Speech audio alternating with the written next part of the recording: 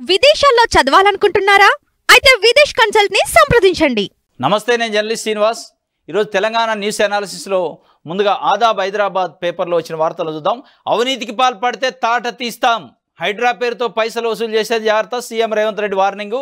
ACB vigilance focus పెట్టాలి, సంబంధిత అధికారులకు సీఎం ఆదేశాలు. అక్రమ నిర్మాణాలకు పర్మిషన్లు ఇచ్చిన అధికారులపైన కూడా హైడ్రా ఫోకస్ పెట్టిందట. ఇప్పుడు అంతా అయిపోయాక ఇప్పుడు పెట్టారు. అంతా కూల్చిపోయాకన ముందు కూల్చే ముందు ఎవడైతే ఈ అక్రమ నిర్మాణాలకి అనుమతులు ఇచ్చి పర్మిషన్లు ఇచ్చిండో వాడిని తీసుకుపోయి జైలు వేసి వాడు ఆస్తుల నుంచి రికవరీ చేసి ఇక కూల్చేటోళ్ళకి నష్టపరిహారం ఇవ్వాలి, ఇల్లు పోయిన వాళ్ళకి నష్టపరిహారం ఇవ్వాలి. ఇప్పుడు అంతా కూల్చాక చల్లబడ్డాక ఇప్పుడు వాళ్ళపైన చర్యలు తీసుకుంటారంటే వాడు కోర్టుకు పోతాడు. మొత్తానికైతే అవినీతికి పాల్పడితే తాట తీస్తామంటాడు. తాట తీసుడు కాదు, ఆల్రెడీ స్టార్ట్ అయింది అవినీతి. మున్సిపల్ అధికారులు, హెచ్ఎండి అధికారులు పాత నోటీసులను పట్టుకొని తిరుగుతున్నారు. మీ ఇల్లు కూలుస్తాం, ఇగో నోటీసు, నువ్వు డబ్బులు ఇస్తేనే ఆగిద్ది అని ఇది ఒక ప్రలోభాలు స్టార్ట్ అయినాయట. ఆ ప్రలోభాలకు సంబంధించి సీఎం దృష్టికి వచ్చిందట. అంటే సీఎం దృష్టికి వచ్చిందాక అక్కడ ఉన్న కమిషనర్లు కానీ అధికారులు కానీ ఏం చేస్తారు పని, స్వయాన సీఎం దృష్టికి వచ్చి సీఎం స్పందించేదాకా కూడా ఏ అధికారిని సస్పెండ్ చేయలేదు, ఏ అధికారిపైన చర్యలు తీసుకోవాలి. ఇగో అది చాలు, మచ్చు తునకదానికి అవినీతి జరుగుతుంది అనేదానికి. ఇది ఒక వార్త. పూర్తి స్థాయిలో ఎస్సీ ఎస్టీ సప్లాన్ చట్టాన్ని అమలు చేయండి, సప్లాన్ అమలుకు యాక్షన్ ప్లాన్ సిద్ధం చేయండి, దళిత గిరిజన జీవితాల్లో మార్పు వచ్చేలా చర్యలు. ఉన్నతస్థాయి సమీక్షలో డిప్యూటీ సీఎం బట్టి విక్రమార్క. కాంగ్రెస్ పార్టీ గెలిస్తే ఎస్సీ ఎస్టీ సప్లాన్ తెస్తాం. గతంలో తెలంగాణ రాకముందు కాంగ్రెస్ పార్టీ ప్రభుత్వ ఆధ్వర్యంలో ఎస్సీ ఎస్టీ సప్లాన్ తెచ్చిన దాన్ని తీసుకొస్తామని చెప్పారు. ఆ హామీలో భాగంగా ఉప ముఖ్యమంత్రి డిప్యూటీ సీఎం బట్టి విక్రమార్క గారు నిన్న హై లెవెల్ సమీక్ష చేశారు, ఉన్నతస్థాయి కమిటీ సమీక్ష. దాంట్లో చెప్పింది ఎస్సీ ఎస్టీ సబ్ ప్లాన్ అమలు చేయడానికి మొత్తం యాక్షన్ ప్లాన్ సిద్ధం చేయండి అని ఇది ఒక వార్తగా ఇచ్చారు. వెలుగు పేపర్. అంబానీని మించిన ఆదాని 11,06,00,000 కోట్ల 11.6 lakhs కోట్లకు పెరిగిన సంపద. 11.6 లక్షల కోట్లకు పెరిగిందట. అంబానీని మించిన ఆదాని, ఆదానిని మించిన అంబానీ, వీళ్ళిద్దరు తప్ప పేద ప్రజల గురించి ఎవడు పట్టించుకుంటాడు. నరేంద్ర మోడీ ప్రభుత్వం కానీ ఇక్కడ రాష్ట్రాల్లో ఉన్న ప్రభుత్వాలు కానీ ఆదానీని అంబానీని ఎత్తుక్కుంటూ పోతున్నారు, వాళ్ళ సంపదను పెంచడానికి చూస్తున్నారు తప్ప పేద ప్రజల పేదరికాన్ని తొలగించడానికి, పేద ప్రజలకు కావాల్సిన ఉండటానికి ఇల్లు, కట్టుకోవడానికి బట్ట, తినడానికి తిండి, చదువుకోవడానికి విద్య, వైద్యం ఈ అందించే కార్యక్రమం వదిలేశారు ప్రభుత్వాలు కంప్లీట్గా. దాన్ని ఏమంటారంటే ముద్దు పేరు పెట్టాడు పెట్టుబడిదారులు. పెట్టుబడులు తెస్తున్నారు, పెట్టుబడులు అత్యధికంగా తెచ్చిన మేమే అని జబ్బలు దరుచుకుంటున్నారు. ఇగో దీనికోసమే పెట్టుబడి తెచ్చేది. ఆదానీని అంబానీని చేయటం, అంబానీని ఆదాయం చేయటం, ఒకళ్ళకంటే మించి ఒకళ్ళని ఇయర్ వాళ్ళ సంపద 11.6 లక్షల కోట్ల సంపద పెరిగిందట. ఆదాని అంబానీకి మించిపోయిందట. తర్వాత అంబానీ ఉండవు. ఇక వాళ్ళు ఒకళ్ళనొకళ్ళు మించుతారు తప్ప ఈ కింద ఉన్నోళ్ళు వీళ్ళు ఎట్లే ఉంటారు, వీళ్ళు మించేది లేదు, వీళ్ళు పోయేది లేదు.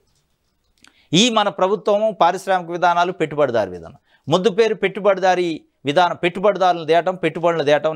నేను అమెరికా పోయినా, నేను జర్మనీ పోయినా, నేను స్పెయిన్ పోయినా, నేను మలేషియా పోయినా, నేను సింగపూర్ పోయినా అని ఒక్కొక్కళ్ళు చెప్పుకుంటారు, జబ్బలు దర్చుకునేది.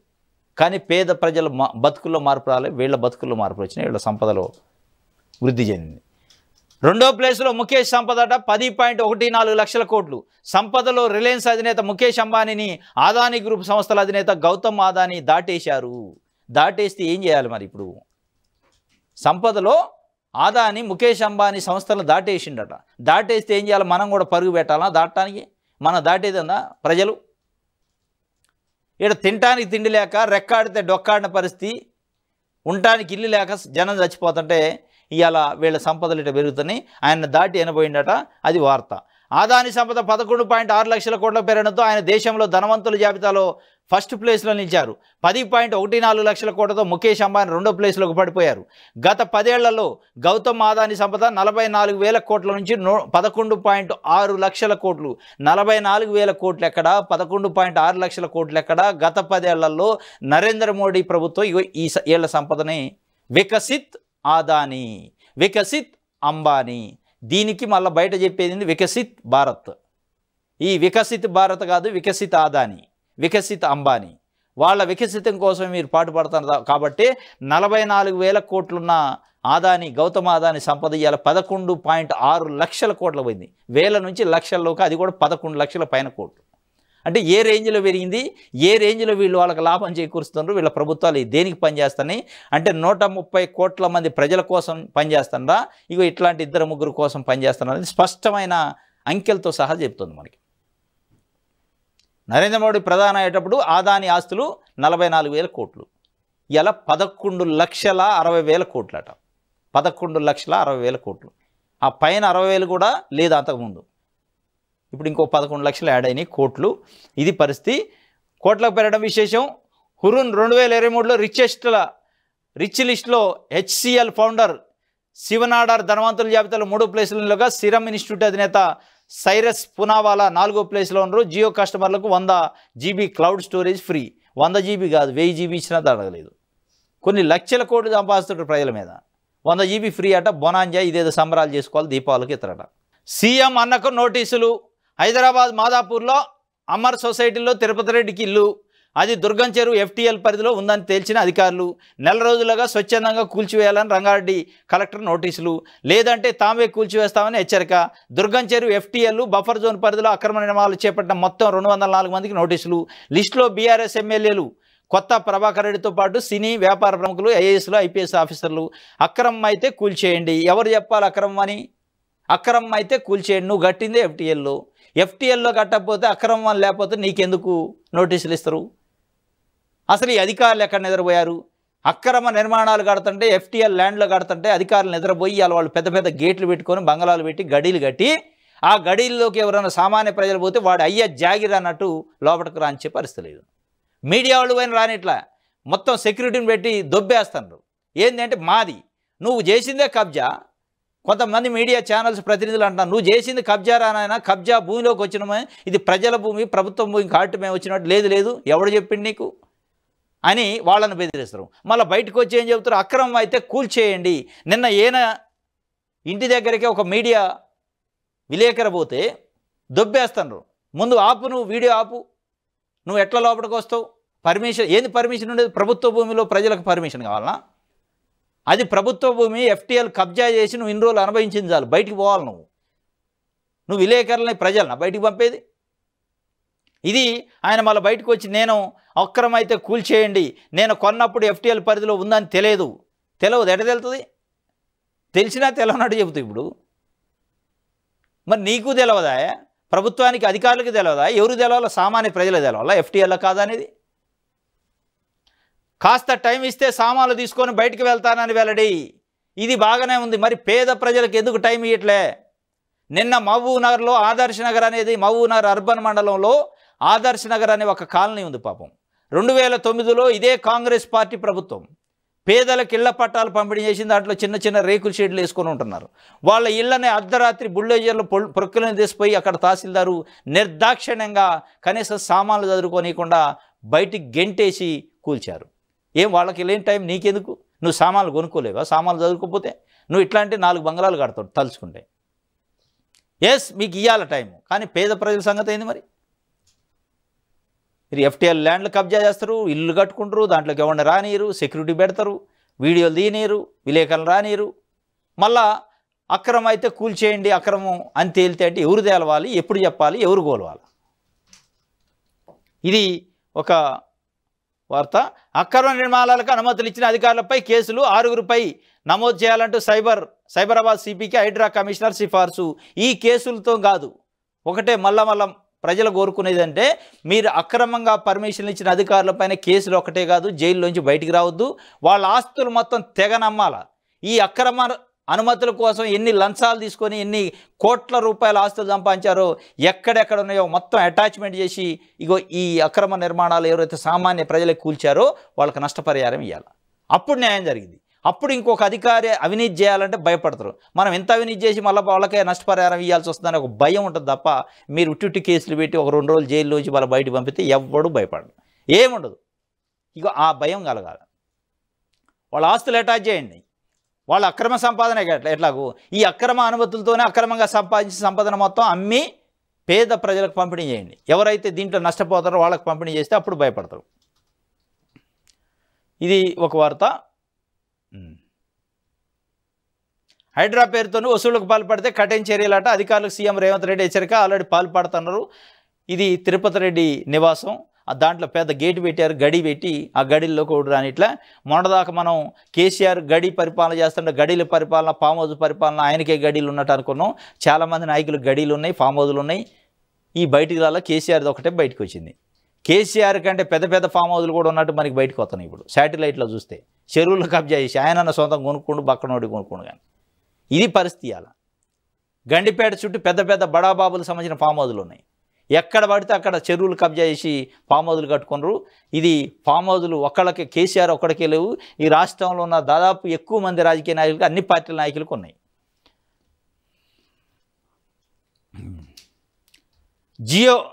ఓయూకు జియో ఫెన్సింగ్ అట. త్వరలో ఇస్రోతో వర్సిటీ ఒప్పందం, భూముల పరిరక్షణకు సర్కారు చర్యలు, శాటిలైట్ ద్వారా రోజువారీ ఫోటోలు, ఆక్రమణలను ఎప్పటికప్పుడు గుర్తించే అవకాశం. ఉస్మానియా యూనివర్సిటీకి సంబంధించి భూములు కొన్ని ఎకరాల ఇప్పటికే కబ్జా అయిపోయింది.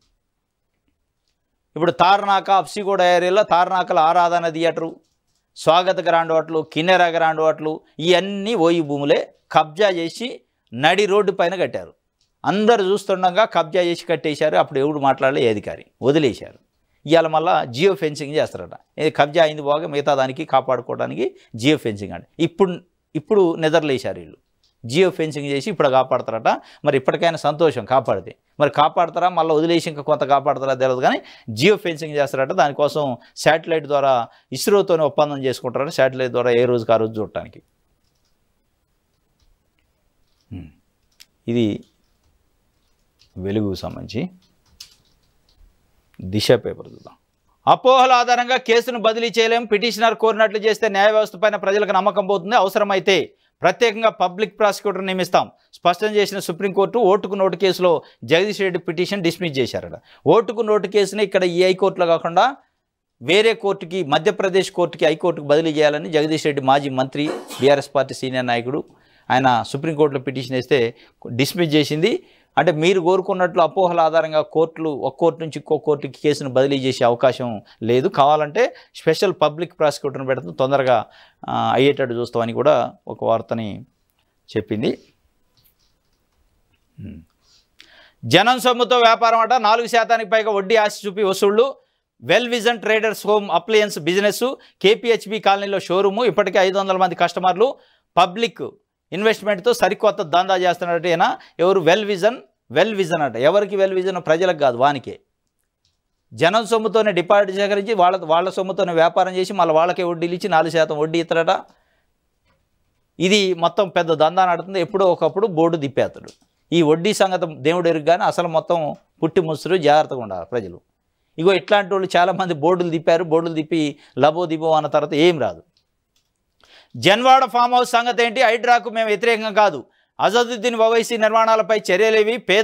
పెద్దోళ్లను వదిలి చిన్నోళ్లను ఇబ్బంది పెడితే ఊరుకోం. కేంద్ర మంత్రి బండి సంజయ్ చెప్తుండు. జన్వాడ ఫామ్ హౌస్ సంగతి ఏంటి? అసలు అది కూల్చుతుండ్రా, కూల్చట్లేదా అని బండి సంజయ్ కేంద్ర మంత్రి అడుగుతుండ్రు. నిన్న జన్వాడ ఫామ్ హౌస్పై ఏవి రంగనాథ్ హైడ్రా కమిషనర్ గారు చెప్పిండు, అది మా పరిధిలో లేదు, 111 జీవో పరిధిలో ఉంది, మా జ్యూరిడిక్షన్లో రాదు అనడం క్లియర్ అయిపోయాడు. ఇక దాన్ని కూల్చరా అనేది ఇక ప్రశ్నార్థకమే. దానిపైన ఆయన చెప్తుండు. ఇంకోటి ఓవైసీకి సంబంధించి ఫాతిమా కాలేజీలు నిర్మాణాలపైన ఏంది మీ చర్యలు అని కూడా అడుగుతుంది. దానిపైన కూడా ఒక్క అడుగు ముందుకు పట్ల ప్రభుత్వం అభివృద్ధి. పేదోళ్ళు బక్కోళ్ళకి సంబంధించిన ఇళ్ళని కూల్చడానికి అయితే ఉరుకులు పెడుతున్నారు. బుల్డోజర్లు కూడా బాగా స్పీడ్కి పనిచేస్తున్నాయి. కానీ పెద్దోళ్ళకి సంబంధించి ప్రభుత్వానికి అత్యంత దగ్గరగా ఉన్న వ్యక్తులకు సంబంధించి ఫామ్ హౌజులు అయితే కూల్చడానికి బుల్డోజర్లు పనిచేయట్లేదు, రిపేర్కి వచ్చినాయి. ఇది జరుగుతున్న పరిస్థితి. ప్రజాక్షేత్రంలో కేసీఆర్ అట. రైతాంగ సమస్యలపై కార్యాచరణపై కసరత్తు. కేసీఆర్ను కలిసిన కవిత. సభలు సమావేశాలు నిర్వహించేందుకు ప్రణాళికలు, అంశాల వారీగా బీఆర్ఎస్ పోరాటాలు, ప్రజలతో మమేకమయ్యే ప్లాను, స్థానిక ఎన్నికల్లో బలపడేందుకు వ్యూహరచన చేస్తారట. ప్రజాక్షేత్రంలోకి వస్తారట కేసీఆర్. ఆయన 10 ఏళ్ళు ముఖ్యమంత్రి ఉన్నప్పుడు కూడా ఇదే స్టేట్మెంట్ వచ్చేది 2 నెలలకు ఒకసారి. ఇగో అయిపోయి జిల్లాల పర్యటనకు వస్తాడు ముఖ్యమంత్రి కేసీఆర్ అనేది. అది వచ్చింది లేదు, మన్ను లేదు, మేము చూసింది లేదు. ఇప్పుడు మళ్ళీ ప్రజాక్షేత్రంలోకి వస్తున్నట్టు 6 నెలలు అయింది, ఫామ్ హౌస్కి పోయి బయట రాలే. ఇప్పుడు వస్తాడు అంటున్నారు. వస్తే రాని, మరి నువ్వు పార్టీ పెట్టిందే రావటానికే. ఇక ప్రజాక్షేత్రంలో పొలిటికల్ పార్టీ లీడరు ప్రజాక్షేత్రంలోకి కాకపోతే ఫామ్ హౌజులలో పోదురా? ఏ పొలిటికల్ పార్టీ లీడర్ అయినా ప్రజాక్షేత్రంలోనే ఉండాలి, ప్రజల్లోనే ఉండాలి, ఉంటేనే అది పార్టీ అంటారు. ఇక ఆయన ఒక పొలిటికల్ పార్టీ లీడరు 14 సంవత్సరాలు ఉద్యమం చేసిండు, 10 ఏళ్ళు ముఖ్యమంత్రి చేసిండు. ఇక ఆయన ప్రజాక్షేత్రంలోకి వస్తుంటే దానికి ఒక వార్త మనం చదవాలి. మరి ప్రజాక్షేత్రంలో రావాలి, ఇప్పటికే లేట్ అయింది. రాజకీయ పార్టీ అధ్యక్షుడిగా ప్రజాక్షేత్రంలో కాబట్టి ఫామ్ హౌజులలో ఉంటే ఎవడు లెక్క చేస్తారు, పట్టించుకోడు. ప్రజా సమస్యలపైన ఉద్యమాలు చేస్తారట, సభలు సమావేశాలు పెట్టి. నిన్న కేసీఆర్ని కలిసింది కవిత, ఎమ్మెల్సీ బెయిల్ ఇచ్చిన తర్వాత మొట్టమొదటిసారి చాలా ఉద్వేగానికి లోనైందట. ఎర్రవెల్లి ఫామ్ హౌస్లోనే 10 రోజులు రెస్ట్ తీసుకుంటారు కవిత. అంటే ప్రజల పబ్లిక్ కార్యకర్తలకు గలవకుండా కాస్త పీస్ఫుల్గా రెస్ట్ తీసుకున్నాక బయటకు వస్తాట. ఆమె కాస్త సహకరించండి అభిమానులు కార్యకర్తలని కూడా రిక్వెస్ట్ పెట్టింది. బీసీ కమిషన్కు నేడో రేపో కొత్త టీమాట. నూతన పాలక వర్గాన్ని ప్రకటించనున్న సర్కారు తుది దశకు చేరుకున్న కసరత్తు. పోటీలో పలువురు కాంగ్రెస్ నేతలు, పాత వారికి నో ఎక్స్టెన్షన్. రేపటితో ముగినన్న పాత టీం గడువు. బీసీ కమిషన్ బీఆర్ఎస్ పార్టీ ప్రభుత్వం ఉన్నప్పుడు ఏర్పాటు చేసింది. వకులాభరణ కృష్ణమోహన్ చైర్మన్గా, మిగతా మంది సభ్యులుగా. వాళ్ళ కమిషన్ గడువు తీరిపోయిందట. నేడు రేపు కొత్త టీము వచ్చే అవకాశం ఉంది. దాంట్లో కాంగ్రెస్ పార్టీ సంబంధించి ప్రముఖులు, నాయకులు పోటీ పడుతుండట. ఇది ఒక వార్త. పదవుల కోసం తీవ్ర పోటీ ఉందట. మరి ఆ పోటీలో ఎవరికి వస్తుంది ఏందనేది చూడాలి. ఇది ఒక వార్త. ఈనాడు చూద్దాం. వత్తాస అధికారులపై కొరడా. అడ్డగోలు అనుమతుల జారీపై అధికారుల ఆధారాల సేకరణ. 6గురిపై క్రిమినల్ కేసుల నమోదుకు హైడ్రా ఫిర్యాదు. మరొకరిపై క్రమశిక్షణ చర్యలకు సిఫార్సు. మరికొంతమంది అవినీతి బయటపడే అవకాశం. మరికొంతమంది కాదు, కొన్ని వందల మంది ఉంటారు. వాళ్ళని అరెస్ట్ చేయాలి, జైలు వేయాలి. కేసులో కొత్త పెట్టి చేతులు దులుపుకోవడం కాదు, వాళ్ళ ఆస్తులు అటాచ్ చేసి ఈ అక్రమ నిర్మాణాలు కట్టుకొని కూల్చబట్టడం వల్ల నష్టపోయిన వ్యక్తులకి, కుటుంబాలకి నష్టపరిహారం ఇవ్వాలి. అది ఇస్తే తప్ప మీ వత్తాస అధికారులకు కొరడా జులిపించినట్టు కాదు, నెమలికలతో కొట్టినట్టు ఉంటుంది. నెమలికలతో కొట్టితే ఏం దెబ్బ తగిలింది? ఇది కొరడా అట. బిడ్డను గుండె కత్తుకున్న కేసీఆర్ కవితను చూడగానే భావోద్వేగానికి లోనైన భరాస అధినేతట. ఇది బిడ్డనంటే గుండె కత్తుకుండట. ఆయన కాస్త ఎమోషన్ అయిందట. సుప్రీంకోర్టు పైన గౌరవం లేదా? ఒక ముఖ్యమంత్రి చేయాల్సిన వ్యాఖ్యలేనా ఇవి? మేము రాజకీయ పార్టీలను సంప్రదించి ఉత్తర్వులు ఇస్తామా? కవిత బెయిల్పై సీఎం రేవంత్ రెడ్డి వ్యాఖ్యలకు సుప్రీంకోర్టు తీవ్ర ఆగ్రహం. ముఖ్యమంత్రి మాటలు తప్పుగా అన్వయించారన్న ప్రభుత్వ న్యాయవాది. ఓటుకు నోటు కేసు బదిలీపై నిర్ణయం సోమవారానికి వాయిదా వేశారట. సుప్రీంకోర్టు పైన గౌరవం లేదా అని సుప్రీంకోర్టు న్యాయమూర్తి స్వయంగా ముఖ్యమంత్రి రేవంత్ రెడ్డి అన్న మాటల్ని పబ్లిక్ కోర్టులో అనౌన్స్ చేసింది. ఒక ముఖ్యమంత్రిగా రాజ్యాంగబద్ధ పదవిలో ఉన్నప్పుడు వాస్తవంగా కూడా మాట్లాడేటప్పుడు కాస్త చూసి మాట్లాడుకోవాలి. ఆయన ఏం మాట్లాడిండు? ఒక పొలిటికల్ పార్టీ నాయకుడు లెక్క, ఒక తక్కువ స్థాయి నాయకుడు లెక్క మాట్లాడండి. కవితకి బెయిల్ ఎట్లా వస్తుంది? అరవింద్ కేజ్రీవాల్కి ఎందుకు రాలే? మనీష్ సిసోడియా అని 2 సంవత్సరాలు ఎట్లా ఉంచారు? ఏమని ఎందుకు ఉంచలేదు అంటాడు. కవితకి బెయిల్ వచ్చినా, మనీష్ సిసోడియాకి బెయిల్ వచ్చినా, లేదా రేపు కేజ్రీవాల్కి బెయిల్ వచ్చినా భారత రాజ్యాంగం ప్రకారం వస్తుంది. అంటే మీకు బెయిల్ రాలేదా? ఓటుకు నోటు కేసులో చంద్రబాబు నాయుడు గారికి బెయిల్ రాలేదా? మన ఒక స్కిల్ కేసులో అనేక మంది నాయకులు అరెస్ట్ అయిన వాళ్ళకి బెయిల్ రావట్లేదా? అంటే బెయిల్ రాకుండానే కేసు అంతా అయిందాక జైల్లో ఉంచుతారా? ఆ మాత్రం తెలిసి ఉండాలిగా ముఖ్యమంత్రిగా. 165 రోజులు జైల్లో ఉంది. ఆమె చట్ట ప్రకారం పిటిషన్ వేసి తెచ్చుకుంది. దానిపైన ఒక ముఖ్యమంత్రి స్థాయిలో విమర్శించవచ్చా? దానిపైనే సుప్రీంకోర్టు సీరియస్ అయిందట. ఇది ఒక వార్త. దైవ దర్శనానికి వెళ్ళొస్తుండగా కమ్మళించిన మృత్యు. డీసీఎంను ఢీకొన్న కారు. 4 దుర్మరణం. మహబూబ్నగర్ జిల్లాలో ఘటనట. పాపం 4 చనిపోయారు దైవ దర్శనానికి పోయేస్తున్నట. దైవ దర్శనం చేసుకొని సంతోషంగా కారులో ఇంటికి పయనమైన వారిలో 4 మృత్యు. రోడ్డు ప్రమాదం రూపంలో కమ్మళించింది. మహబూబ్నగర్ జిల్లా భూత్పూర్ మండలం తాటికొండ స్టేజ్ సమీపంలో హైదరాబాద్ బెంగళూరు జాతీయ రహదారిపై గురువారం ఉదయం జరిగిన ఈ ఘటనలో మరో 4 తీవ్ర గాయాల పాలయ్యారు. మహబూబ్నగర్ డీఎస్పీ వెంకటేశ్వర్లు, భూత్పూర్ ఎస్ఐ చంద్రశేఖర్ కథనం ప్రకారం రంగారెడ్డి జిల్లా జిల్లేలగూడకు చెందిన ఉరుసుల వెంకటరామారావు లండన్లో సాఫ్ట్వేర్ ఇంజనీరు. భార్య స్వాతి, కుమారుడితో కలిసి అక్కడే ఉంటున్నారు. ఈ నెల 16న ఆయన హైదరాబాద్ వచ్చారట. పాపం తల్లిదండ్రులు కెంపూరావు, సువర్ణలక్ష్మి, చెల్లెలు ఆవుల అంబిక, ఆమె భర్త అశోక్ యాదవ్, వారి కుమారుడు శ్రేయ, అగస్త్య, కుమార్తె వీళ్ళంతా కలిసిపోయారట. పాపం లండన్లో ఉంటాడు. మొన్న 16వ తారీఖు వచ్చిండు. వాళ్ళు ఏదో దైవ దర్శనానికి పోయి వస్తుంటే అక్కడి నుంచి వచ్చి సాగు కోసం వచ్చినట్టుంది. ఆయనకేం దెబ్బలు తగిలి మిగతా వాళ్ళ కుటుంబ సభ్యులు చచ్చిపోయారు. పాపం ఇది మరణంలోనూ వీడని స్నేహం అట. రామారావు ఎప్పుడు స్వస్థలానికి వచ్చినా మిత్రుడు వెంకటరమణతో కలిసి తిరుపతి వెళ్తుంటారు. అలా పలుసార్లు వెళ్ళి వచ్చారు. ఈసారి జరిగిన ప్రమాదంలో స్నేహితులిద్దరు మృత్యువాత పడటం ఆయా కుటుంబాల్లో తీవ్ర విషాదాన్ని నింపింది. రామారావు భార్య, కుమారుడు లండన్లోనే ఉన్నారు. కెంపూరావు పోలీస్ శాఖలో పనిచేసే ఉద్యోగం. పాపం రామారావు లండన్ నుంచి వచ్చిన ఆయన వాళ్ళ మిత్రుడు వెంకటరమణ ఎప్పుడు వచ్చినా ఏమంటుంటాడట, ఇగో ఈయన రామారావు వీళ్ళ చావులోనూ కూడా స్నేహం చేశారట, మృత్యువులోనూ స్నేహాన్ని లేదు. తిరుపతి పోయేస్తుంటే చనిపోయారట. లండన్ నుంచి వచ్చి ఇక్కడ చచ్చిపోయింది. పాపం భార్య పిల్లలు అక్కడే ఉండడం. ఎంత దుర్మార్గం చూడండి. అమ్మ లేదన్న బాధ వదిలి అంత్యక్రియల ఖర్చులపై కోట్లాడుకుంటారట. ఇక ఇంతకంటే దుర్మార్గం వీళ్ళని ఎందుకు కనాలా, ఇక వీళ్ళు భూమి మీద పుట్టింది ఎందుకు అనేటట్టు వ్యవహారం ఉంది. కర్రలు ఇటుకలతో అన్నదమ్ములు పరస్పర దాడులు, 7 గాయాలు, 2 పరిస్థితి విషమం.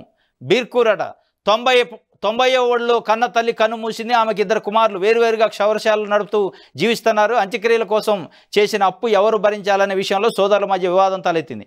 మాట పెరిగి ఇరువైపులో ఉన్న వారంతా కొట్లాడకు దిగారు. ఈ ఘర్షణలో 7 గాయపడగా వారిలో 2 పరిస్థితి విషమంగా ఉంది. కామారెడ్డి జిల్లా బీర్కూర్ మండలం కేంద్రంలో బుధవారం అర్ధరాత్రి ఈ ఘటన చోటు చేసుకుంది. ఇది కథ. 2 అన్నదమ్ములు కొట్టుకున్నాడు తల్లి అంత్యక్రియలకైన ఖర్చుల కోసం. ఇంతకంటే దౌర్భాగ్యం. అసలు ఏం సందేశం ఇస్తున్నారు రాబోయే తరాలకు వాళ్ళ పిల్లలకి? అంటే తల్లి చనిపోతే తల్లికి సంబంధించిన అంత్యక్రియల ఖర్చుల కోసం తల్ల పగలు కొట్టుకోవాలి, చంపుకోవాలనే సందేశాన్ని వాళ్ళ పిల్లలకి ఇస్తానరా? ఇదేగా రేపు వాళ్ళ పిల్లలు కూడా నేర్చుకునేది. కనీసం విజ్ఞత జ్ఞానం ఉండదు. ఏం చదువుకుంటున్నారు, ఏం చూస్తున్నారు, సమాజంలో ఏం జరుగుతుందో కనీసం అవగాహన లేదు. ఏమైతే కొంపల మునుగుతాయా, భూమి బద్దలైతే ఒక 10,000 20,000 అయితే ఏంది? దానికోసం తల్ల పగలు కొట్టుకొని రోడ్డును పడి చంపుకునే పరిస్థితికి వచ్చారట. ఇక వీడు రేపు పిల్లల్ని ఏం పెద్ద చేస్తారు, పిల్లల్ని ఏ దిశగా తీసిపోతారు? కాబట్టి ఆలోచన చేసుకోవాలి. మనం చేసే వ్యవహారాలు మన పిల్లలు నేర్చుకుంటారు, మనమే వాళ్ళకి ఆదర్శం అనే విషయాన్ని కనీసం జ్ఞానం ఉంచుకోవాలి. ఇవాళ అయ్యే 10,000 4,000 16,000 20,000 పక్కన పెడితే రేపు మన పిల్లల భవిష్యత్తుని మనం ఈ రూపంలో నాశనం చేస్తున్నట్టే ఒక విధంగా. ఇది ఒక వార్త. ఇది ఈనాడుకు సంబంధించి. నమస్తే తెలంగాణ. దివ్యాంగుల బుల్డోజర్, బియ్యము బట్టలు అన్నింట్లా మన్ను పడ్డది. సీఎం సొంత జిల్లాలో 75 ఇళ్లు కూల్చివేత. మహబూబ్ నగర్లు ఆదర్శ నగర్లో బీభత్సం. అర్ధరాత్రి అధికారుల ప్రతాపం, రెవెన్యూ అధికారుల హైడ్రా అవతారం. ఆర్డీఓ డిఎస్పీ సమక్షంలో కట్టడాలు నిలమట్టం. లబోదిబోమంటున్న పేదలు. 20 ఏళ్లుగా ఆక్రమణలు అధికారులకు కనిపించలేదా? కలెక్టరేట్ ఎదుట ఆందోళన. పేదలపైన మీ ప్రతాపమా అని శ్రీనివాస్ గౌడ్ ఆగ్రహం వ్యక్తం చేసిండు. మేము ఇక్కడ ఇల్లు కట్టుకొని 15 ఏళ్ళైంది. పానం బాగలేక మేము దవాఖానలు ఉంటే రాత్రికి రాత్రి వచ్చి మా ఇల్లు కూలగొట్టిండ్రు. మేమిద్దరం దివ్యాంగులం. అప్పు సప్పు చేసి ఇల్లు కట్టుకున్నాం, అది కూడా లేకుండా చేసిండ్రు. మాకు అన్యాయం చేసిండ్రు. మా ఇండ్ల సామాన్లు అట్లనే ఉన్నాయి. బియ్యం బట్టలు అన్నింట్లా మన్ను పడ్డది. మేము రోడ్డున పడ్డాం. సామాన్లు ఉండగానే కూలగొడితే ఎట్లా? ఆడపిల్లలతోనే ఏడికి పోవాలి, ఏం చేయాలి? ఇంటి ట్యాక్స్ కట్టినాం, ఎందుకు కూలగొట్టిండ్రు అర్థమవుతలేదు. ఏం చెప్పకుండా రాత్రిపూట వచ్చి కూలగొట్టిండ్రు అని మరుగుజ్జు ఈయన బోధ్య నాయక్ ఆవేదన వ్యక్తం చేస్తుండు.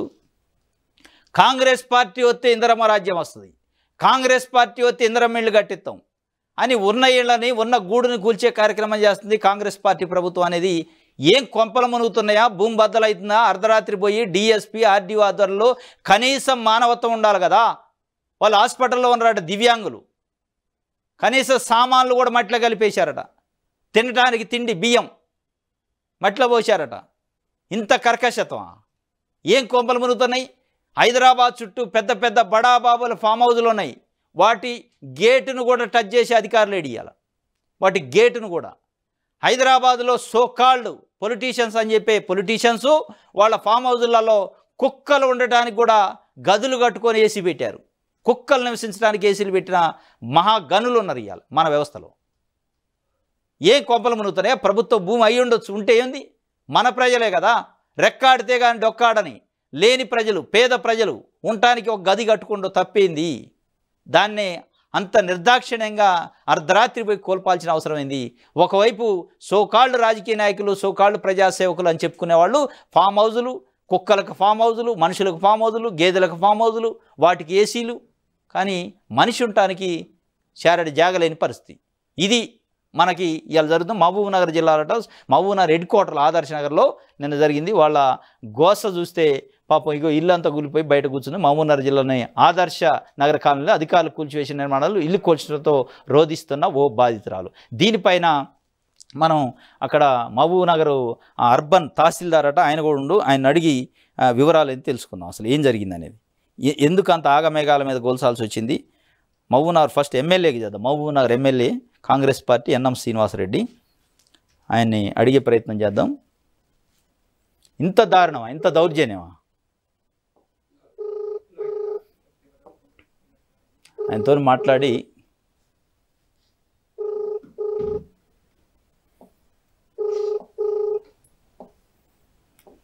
ఫోన్ తీయరు.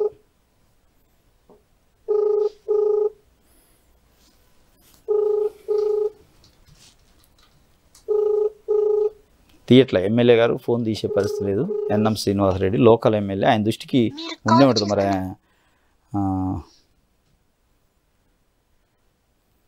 నెక్స్ట్ అక్కడ తహసీల్దార్కి చేద్దాం.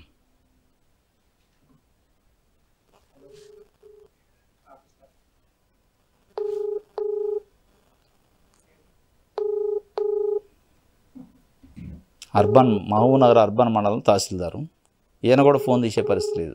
అంటే నైట్ అంతా కూలిపోయారుగా నిద్రపోతున్నారు. నైట్ నిద్ర లేకుండా పేదవాళ్ళ ఇల్లు వాళ్ళ కొంపలు కూల్చి వచ్చిండు కాబట్టి పడుకొని ఉంటాడు. నాకు తెలిసి లేవలేదు అనుకుంటా. ఆర్డీఓ డిఎస్పీ ఆధ్వర్యంలో తహసీల్దారు.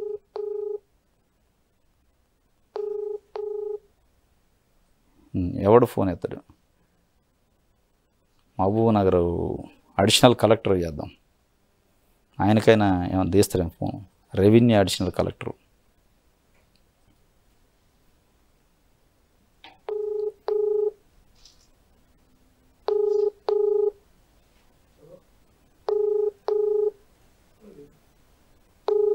నేను కూడా ఫోన్ తీసే పరిస్థితి లేదు.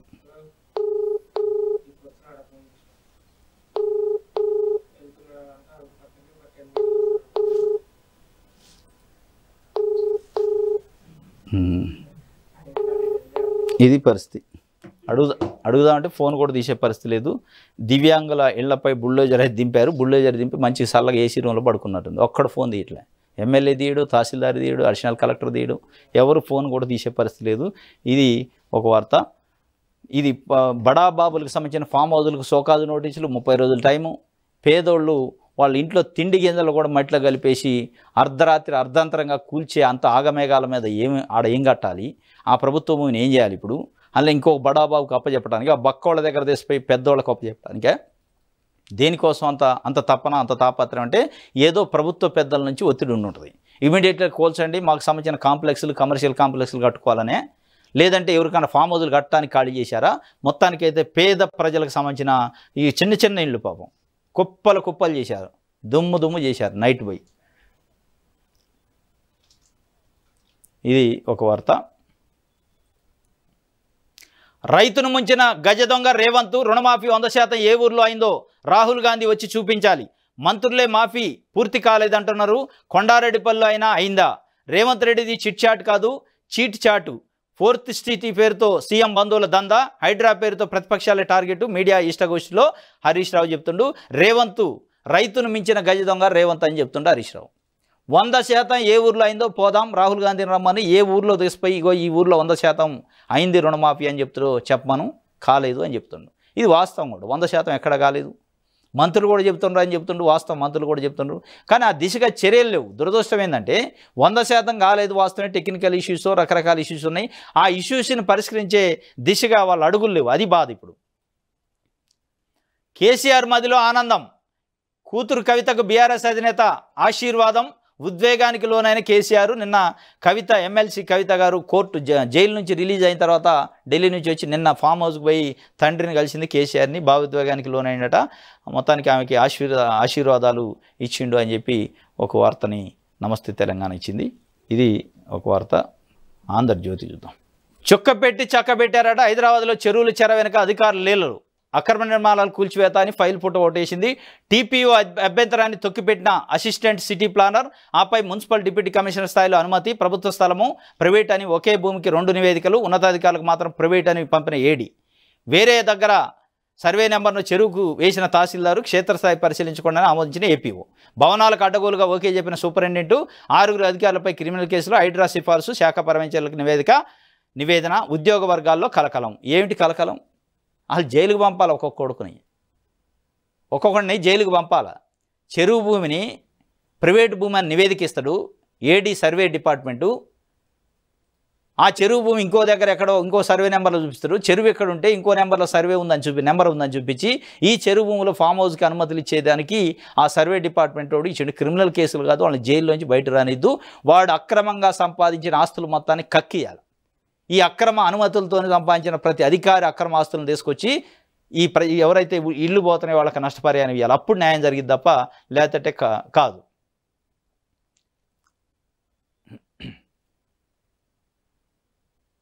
ఇది ఒక వార్త. సాక్షి చూద్దాం. గ్రూప్ 1లో రిజర్వేషన్లపై ఎవరైనా ఇవ్వండి. జీవో 29పై టీజీఎస్పీలో హైకోర్టు నోటీసులు, తదుపరి విచారణ 27కు వాయిదాట. టీజీపీఎస్సీకి సంబంధించి జీవో నెంబర్ 29 పైన హైకోర్టుకు పోయారు కొంతమంది. కేసీఆర్ ముఖ్యమంత్రిగా ఉన్నప్పుడు జీవో నెంబర్ 55 తీసుకొచ్చిండు. గ్రూప్ 1 ప్రిలిమ్స్ నుంచి మెయిన్స్ క్వాలిఫై చేసే దాంట్లో రిజర్వేషన్లు అమలు చేయాలి అని చెప్పి దాంట్లో కొన్ని సవరణలు చేసి రిజర్వేషన్లు అవసరం లేదు, ప్రిలిమ్స్ నుంచి మెయిన్స్కి పోయేటప్పుడు ఓపెన్ టు ఆల్ అని చెప్పారు. దానివల్ల 1:50 పిలిస్తే 28,150 మంది రావాల్సిన సంఖ్య 31,000కు పెరిగింది. ఈ పెరగటానికి కారణం ఈ 29 జీవో అక్రమం. బడుగు బలహీన వర్గాలకి, ఎస్సీ ఎస్టీ బీసీలకు అన్యాయం జరిగిద్దని వాళ్ళు కోర్టుకు పోయారు. కోర్టు నిన్న ఇచ్చింది గ్రూప్ 1 రిజర్వేషన్లపై ఎవరైనా ఇవ్వండి అని. అటు టీజీపీఎస్సీకి ప్లస్ ప్రభుత్వానికి ఎవరైనా అడిగింది కౌంటర్ దాఖలు చేయాలని. దానికి సంబంధించి సెప్టెంబర్ 27కు వాయిదా పడతాడ. దీనిపైన పెద్ద ఎత్తున ఉద్యమం చేస్తారు. జీవో 29 పైన నిరుద్యోగులు గ్రూప్ 1 యాస్పిరెంట్స్ హైకోర్టులో మరి ఇంట్రెస్టింగ్గా ఉంది. ఎందుకంటే మెయిన్స్ ఎగ్జామ్ అక్టోబర్ 21 నుంచి 27 వరకు ఉంది.